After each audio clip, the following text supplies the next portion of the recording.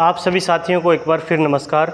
मैं प्रभाकर विक्रम सिंह एक बार फिर आपके सामने आपदा प्रबंधन की फर्स्ट एड सीरीज़ लेकर के उपस्थित हुआ हूं। तो आज हम बात करते हैं टाइप्स ऑफ एम्बुलेंस की। जैसा कि मैंने एक बार पहली एक वीडियो में भी जिक्र किया था कि एम्बुलेंस के अलग अलग प्रकार होते हैं, अलग अलग टाइप्स उसके होते हैं।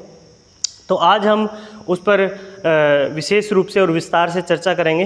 तो आशा करूँगा कि आप ध्यान से उसको सुनेंगे और समझेंगे। तो सबसे पहले हम बात करते हैं जैसे सिंपल एम्बुलेंस। सबसे पहले जो एम्बुलेंस होती है, पहली टाइप की जो एम्बुलेंस होती है वो होती है सिंपल एम्बुलेंस। सिंपल एम्बुलेंस का मतलब क्या होता है कि उसकी सिर्फ एक विशेष पहचान होती है, जैसा कि मैंने लिखा भी हुआ है। और आप एक जो है लास्ट में या बीच में भी जैसे भी समय मिले तो एक स्क्रीनशॉट इसका या वीडियो को पॉज करके देख सकते हैं। तो जैसे ये है सिंपल एम्बुलेंस। सिंपल एम्बुलेंस में क्या होता है कि उस एम्बुलेंस की विशेष पहचान होती है और उसमें दूसरी जो एम्बुलेंस जैसे भी आगे हम उनका जिक्र करेंगे तो उनकी तरह कोई भी उसके अंदर सुविधा मौजूद नहीं होती। सिर्फ उसकी एक विशेष पहचान होती है, उसके ऊपर लिखा होता है एम्बुलेंस और उसके सायरन वगैरह की जो है वो व्यवस्था होती है।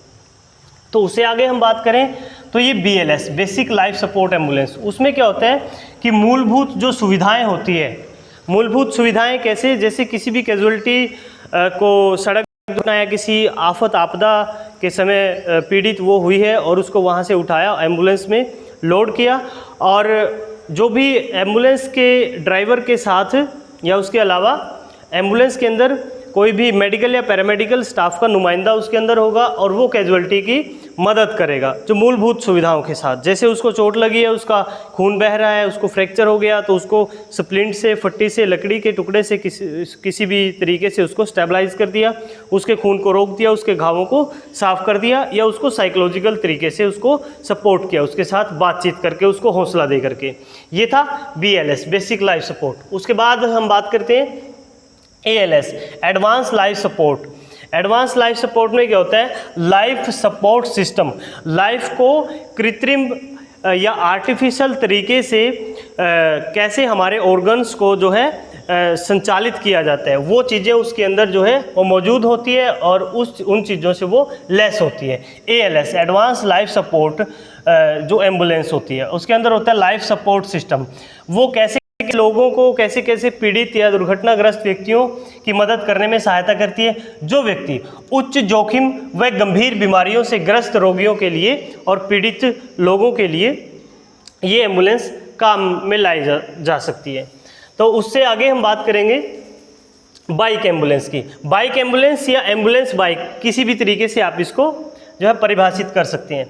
बाइक एम्बुलेंस क्या होती है कि बाइक के साथ जो है ये बाइक के ऊपर ही ऐसी संरचना तैयार की जाती है, या बाइक के साथ ही, जैसे मैंने यहाँ पर लिखा हुआ है, एक बाइक के साथ एक ट्रेलर होता है या उसको साइड कार भी कहा जा सकता है। तो उस बाइक के साथ ही उसको अटैच किया जाता है और उसके अंदर जो है कैजुअलिटी को बिठाया जाता है। वो बाइक एम्बुलेंस में कैसे कैसे लोगों को, कैसे कैसे पीड़ित या कैजुअलिटीज़ को ट्रांसपोर्ट किया जा सकता है। एकल या सिंगल, ऐसे एकल पीड़ित रोगियों के लिए जो है बाइक एम्बुलेंस काम करती है, और उसमें क्या होता है कि ट्रेलर या साइड कार अटैच उसके साथ बाइक के साथ की जाती है।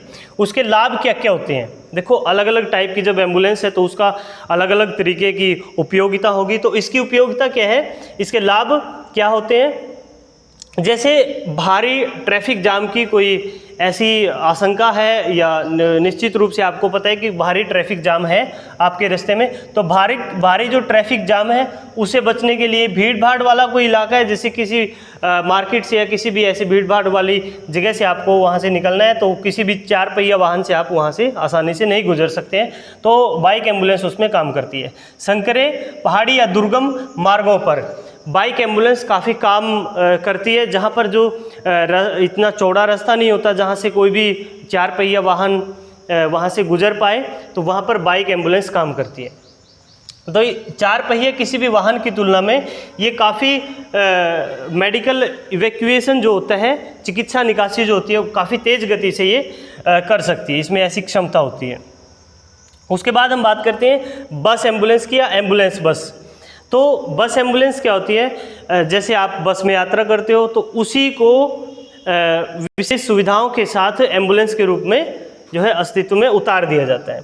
तो बस एम्बुलेंस में क्या होता है कि सामूहिक रूप से गैर और गैर आपातकालीन पीड़ितों के लिए एवं बड़े पैमाने पर हताहत लोगों की चिकित्सा निकासी के लिए, जैसे कैसी स्थितियां होती है जब हम बस एम्बुलेंस का इस्तेमाल करते हैं। सबसे पहले देखिए, लड़ाई झगड़ा कोई है, बहुत जो है उसका बहुत विस्तार है लड़ाई झगड़े का, सांप्रदायिक दंगा वगैरह है, भगदड़ कहीं पर मच जाती है, कोई बम विस्फोट होता है, कोई आतंक या हिंसक हुए जलसा जुलूस की कार्रवाई में पीड़ित लोगों, कोई ऐसा जलसा जुलूस है हिंसक हो जाता है या प्रशासनिक कार्रवाई की वजह से वहाँ पर काफ़ी ज़्यादा कैजुअल्टियाँ जो है काफ़ी जो है कैजुअल्टियों में तब्दील हो जाती हैं।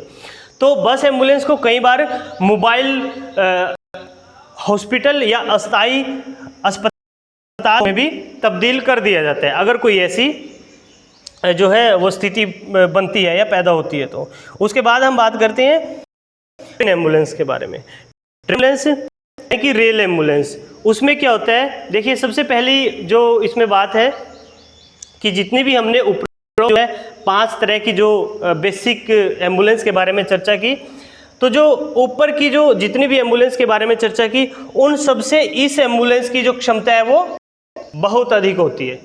सबसे पहले तो ये ध्यान रखें, क्योंकि संक्रमित या गैर संक्रमित सैकड़ों पीड़ितों को एक साथ स्थानांतरित किया जा सकता है। संक्रमित या गैर संक्रमित सैकड़ों पीड़ितों को, कैजुअल्टियों को एक साथ एक जगह से दूसरी जगह मूव किया जा सकता है, स्थानांतरित किया जा सकता है। इसका इस्तेमाल कब होता है? युद्ध में, महामारी में, कोई आतंकवादी कोई हमला है, आकस्मिक कोई आपदा है, कोई एकदम ऐसी आपदा घटित हो जाए जिसमें काफ़ी सारी जो है कैजुअल्टियाँ वहाँ पर तब्दील हो जाए और उनको एक जगह से दूसरी जगह बेहतर चिकित्सा सुविधा के लिए जब ट्रांसपोर्ट किया जाता है तो ट्रेन एम्बुलेंस का ही इस्तेमाल किया जा सकते हैं। जो मैं अभी एग्जांपल आपको बता रहा हूँ वो शायद ऐसा हुआ हो, लेकिन भविष्य में ऐसी ज़रूरत हो सकती है। दूसरे देशों की आपात स्थिति में सहायता के लिए, अगर हमारे देश का कोई मित्र देश है तो उसके साथ कोई भी ऐसी उपरोक्त घटना घटित होती है तो उसकी सहायता के लिए हम ट्रेन एम्बुलेंस का इस्तेमाल कर सकते हैं। भारत में भी एक ऐसा एग्जाम्पल आपको देखने में मिलेगा। 1991 में जीवन रेखा लाइफलाइन या मैजिक ट्रेन ऑफ इंडिया के नाम से एक ट्रेन एम्बुलेंस जो है वो शुरुआत की गई थी। तो उसके बारे में आप दूसरे किसी सोर्स से जानकारी हासिल कर सकते हैं। अगर मुझे मौका लगा तो मैं किसी दिन इस पर भी एक आपको बना करके प्रस्तुत करूँगा। तो उसके बाद हम बात करते हैं जो लास्ट आज का हमारा इसमें टॉपिक में है, बोट एम्बुलेंस। बोट एम्बुलेंस होती है कि किसी भी किश्ती को पानी में जो तैरती है उसको एम्बुलेंस के रूप में उसका इस्तेमाल किया जा सकता है विशेष सुविधाओं के साथ। बाढ़ प्रभावित क्षेत्रों में, द्वीप क्षेत्रों में, दुर्गम या दूर दराज के ऐसे क्षेत्र जिनका बाहरी दुनिया से संपर्क या तो बिल्कुल भी नहीं है और या संपर्क काफ़ी सीमित हो, कि उनका आवागमन वहाँ के द्वीप के लोगों का या ऐसे जो बाढ़ प्रभावित जो इलाके हैं उनका जो है आम जनजीवन के साथ, दूसरे लोगों के साथ, दूसरे क्षेत्र के साथ ज़्यादा आवागमन नहीं है। तो इसका लाभ क्या होता है जो बोट एम्बुलेंस होती है? बोट एम्बुलेंस का लाभ होता है बाढ़ या द्वीप क्षेत्रों में फंसे पशु या व्यक्तियों को बचाने के लिए, और उसके अलावा ट्रैफिक जाम से बचने के लिए। कई बार द्वीप क्षेत्र जो होते हैं, द्वीप क्षेत्रों में क्या होता है कि अगर आप किसी भी सड़क मार्ग या ट्रेन मार्ग से जाओगे तो आपको काफ़ी जो है वो टाइम उसमें लगेगा और ट्रैफिक वगैरह की समस्या भी आ सकती है। तो अगर बोट एम्बुलेंस का इस्तेमाल करेंगे तो उसमें ऐसी समस्या का सामना नहीं करना पड़ेगा। और सबसे बड़ा और अच्छा जो मैं मानता हूँ व्यक्तिगत रूप से, ये काफ़ी जो है आर्थिक रूप से सस्ता और सुलभ साधन है। आर्थिक रूप सस्ता और सुलभ साधन है, क्योंकि जब भी किसी भी एम्बुलेंस का इस्तेमाल किया जाता है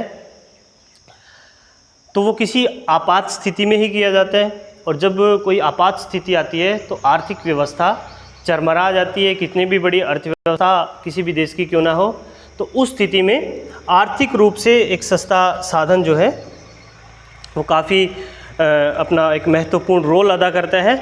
उसके अलावा मैं क्षमा चाहूँगा, एक लाइन जो है वो छूट गई थी, जो है जहाँ पर सड़क और रेल या वायु मार्ग संचालित नहीं हो पाते वहाँ पर जो है बोट एम्बुलेंस काम करती है। जहाँ पर सड़क मार्ग, जैसे फ्लड आ गया तो फ्लड आएगा तो क्या होगा, वहाँ पर सड़क मार्ग है, वायु मार्ग है या रेल मार्ग है, वो ठीक तरीके से संचालित नहीं हो पाते, तो वहाँ पर बोट एम्बुलेंस अच्छी तरीके से काम करती है। तो इसी के साथ आप सबको नमस्कार, सादर प्रणाम, धन्यवाद।